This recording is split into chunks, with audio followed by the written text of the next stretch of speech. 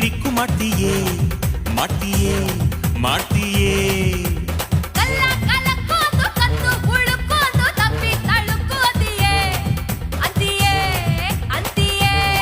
ನಿನ್ನ ದಾವಣಿ ಲಂಗದ ಪರಸೆ ಪರಸೆ ಕಂಡು ಒಂದೊಂದು ಅಂಗಕ್ಕೂ ಕಡ್ಲೆ ಪರಸೆ ನನ್ನ ನರ ನರದ ತಂತಿಯ ಎಸ್ಎಂಎಸ್ಸೆ ನಾ ಓದುತ್ತ ಕುಂತಿಯ ಚಿಗರಿ ಮೀಸೆ